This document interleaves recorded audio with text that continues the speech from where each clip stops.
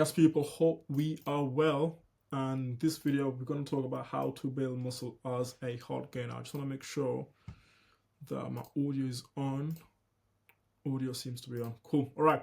So, how we get muscle as a hard gainer? It's actually simple, simpler than you think. Yeah. So anyone, any client that comes in and they want to build muscle and they've been struggling, this is what we do with them. Yeah. So there we go. So let's define a hard gainer. Yeah, so I went on Google and actually searched for the definition of a hard gainer. And this is what it came out as. A hard gainer is someone who finds it difficult to build muscle mass, or gain weight, despite consistent training and eating of food, often linked to a fast metabolism or ectomorphic body type, requiring specific dietary and training adjustments like a calorie surplus, frequent meals, and strategic workouts. Cool.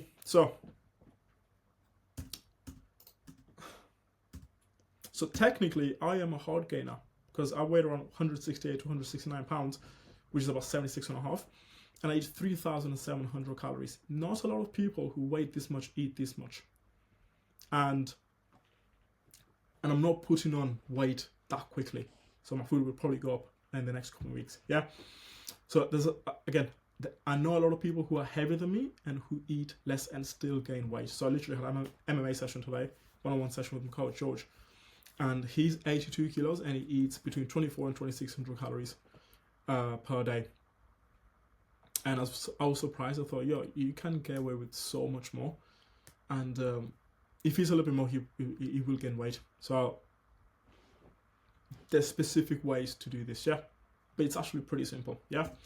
So what actually is the issue here? Hard gainers find it hard to gain muscle despite eating a lot. Or at least that's what they say. But they don't even track their food. Yeah, a lot of people say, "Suck, I eat a lot, but can't gain muscle." Okay, how much do you eat? I eat 2-3 meals a day, maybe 4. How many calories? I don't know. I think 3,000 calories, 3,500 calories. But they're not tracking it, so you're full of shit, right? However, if you're someone who's been watching my content for a while, if you're someone who's a little bit more locked in and you're still struggling, there's a few things we can do here. So if you're tracking your food to a T but still not putting on weight and have tried to eat more but struggle to do so, there's something that we can do. Or if you're someone who struggles to eat in general. So what we need to do, we need to increase the demand for food. We need to get you hungrier. That is it. People struggle with eating more because they have to force feed themselves because they're not hungry. If you were hungry enough, you will not struggle with eating more. So in order for you to eat more so you can build muscle, you need to get hungrier. And that's what we're going to talk about in this video. 3-minute introduction. That was pretty fucking quick. I'm getting better at this. Subscribe. Alright, so there's a 2-way process to do this, yeah? There's 2 things you're going to do, and you're going to do them at the same time.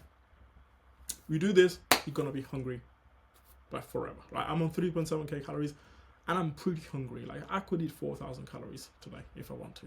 I won't, right? Because I'm not a dickhead. So first step, you want to be in a small deficit. So you want to drop your food and do a sort of a mini cut for about 2 weeks. Sometimes 1 week is enough. Sometimes it takes 3 weeks depending on the person.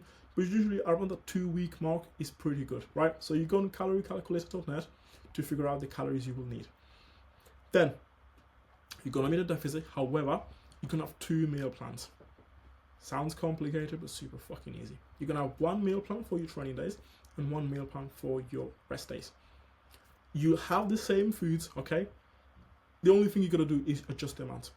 So have the same foods. On rest days, you eat a little bit less amount. So if on training days you're having 150 grams of rice, on your rest day it might drop you to like 180 grams, 75 grams, whatever it is, just a little bit less.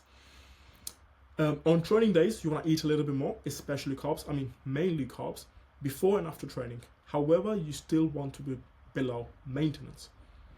On rest days, you want to have lower carbs and be in a 200 to 500 calorie deficit. So literally all you got to do, just remove the pre and post workout carbs because you're not training, so you don't need them.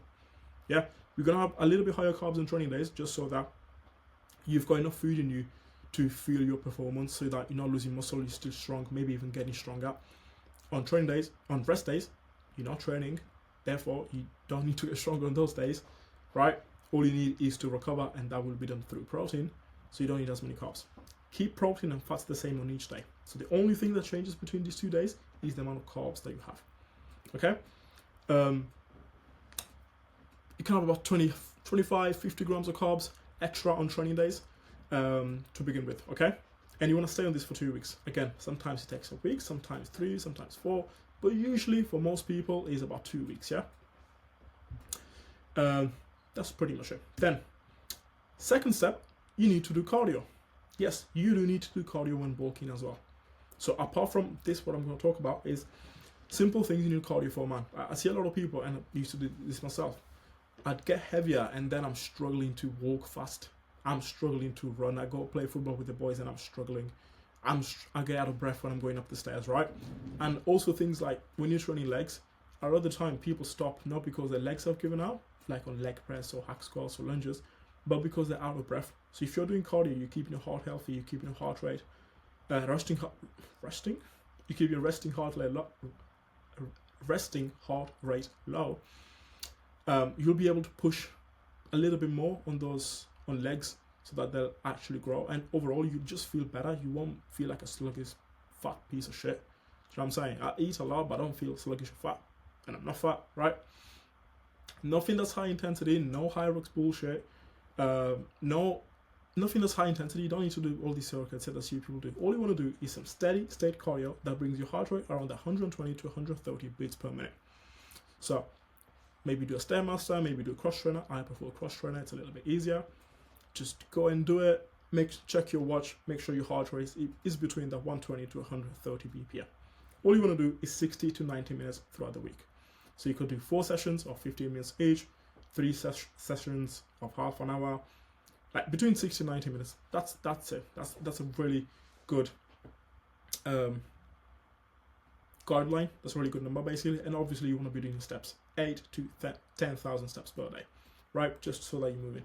So doing cardio will increase your hunger levels because you're moving more, and also help improve digestion. So food is not just sitting there in your stomach. If you are hungrier and have good digestion, you will not struggle with eating more. There we go. Sorted. That's it. Right? Like sometimes people are hungry, but they struggle with digestion. So they're like, fuck that, I'm not eating because, I'm just going to have to shit 6 times a day. That happens. So then do it. But doing this cardio, the thing is, right, that when you're younger and you're playing around, like kids, for example, they eat.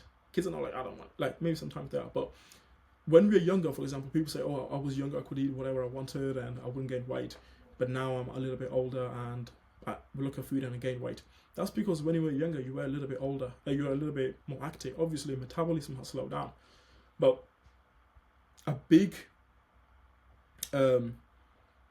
difference maker is you were more active when you were younger. Like a lot of people, once they finish school, they get overweight and fat just because in school they had PE.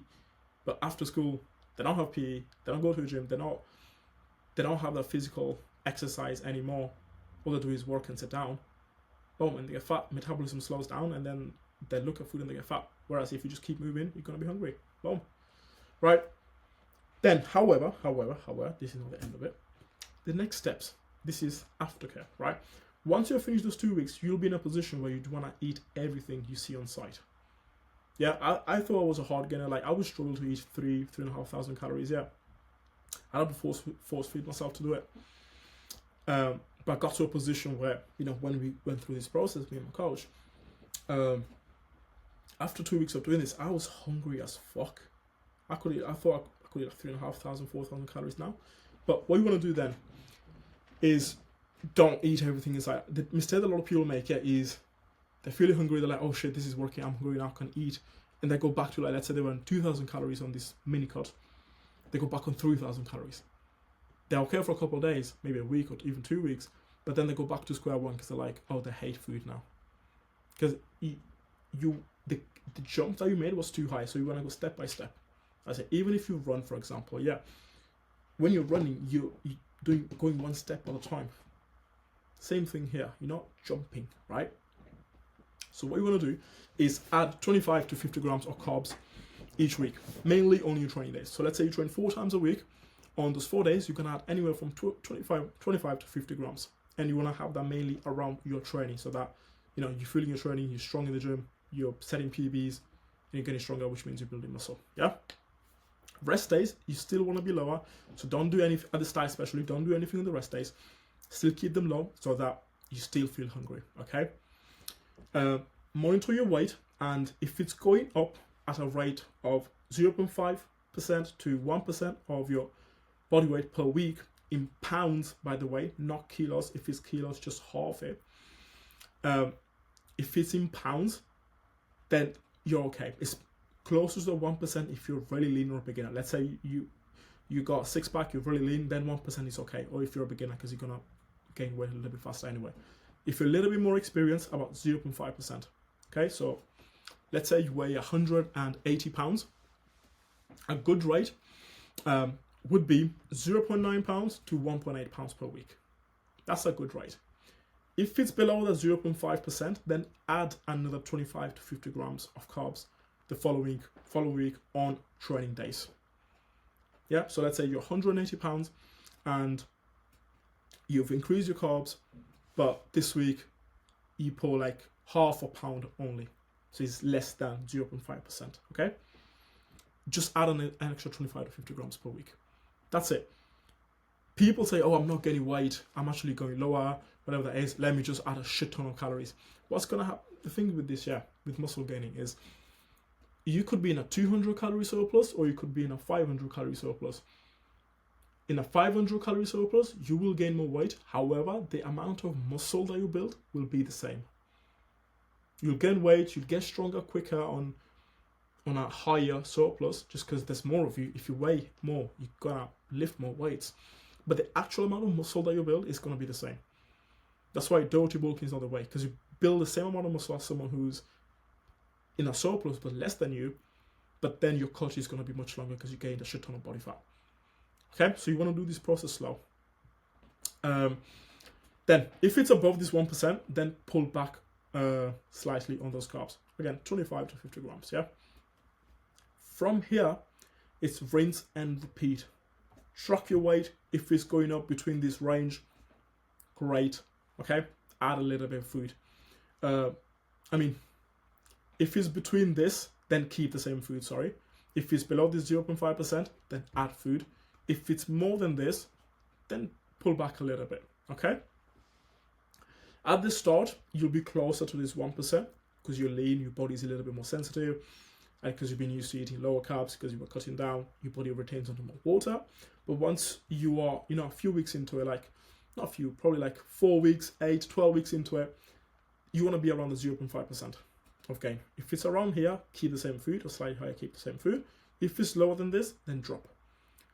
However, let's say you've been bulking for 6 months now, then weight doesn't matter as much.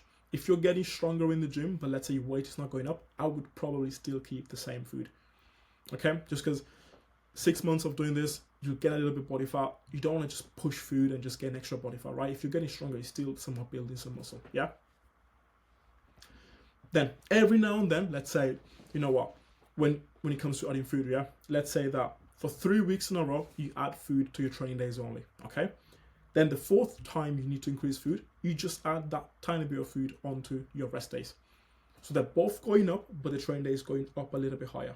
And on your rest days, you're still eating less, maybe a maintenance, maybe in a deficit, so that you're still hungry enough so that you can eat that extra food on the training day. So let's say that today you're resting, you're not eating a lot, the hunger will build up so that tomorrow you don't struggle to eat more, okay? And then you have 1 or 2 training days in a row, you eat a little bit more, then to give yourself, your stomach a break, you have a rest day, you eat a little bit less, accumulate hunger, and then you can use the hunger again to eat more the following training day. That's it. That's literally it. This is what I do with my clients. So let me show you. I know what's the next step there. But so here we've got Justin. Justin is 6 weeks in. When we first started, we put him on 2,269 calories, and now he's now on 2,700 calories. He's gained 2 pounds. And this is 6 weeks time, yeah? 400 calories added. This is on training days, by the way.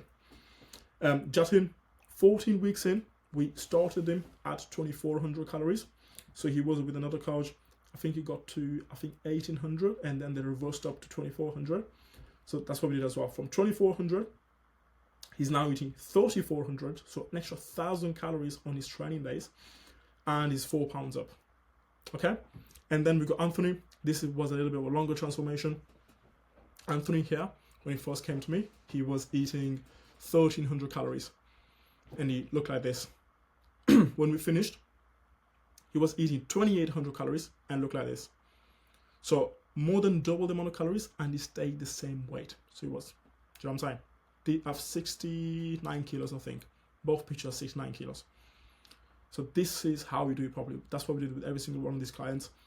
So to show you that there's proof, and then obviously there's me. Yeah. Next steps. If you want to work with me, I'll leave a call link in the bio. Obviously, if you enjoyed this video, like, subscribe, comment, ask any questions. You can drop them in the comments. You can message me on Insta. That is pretty much it from me, and I will catch you in the next one.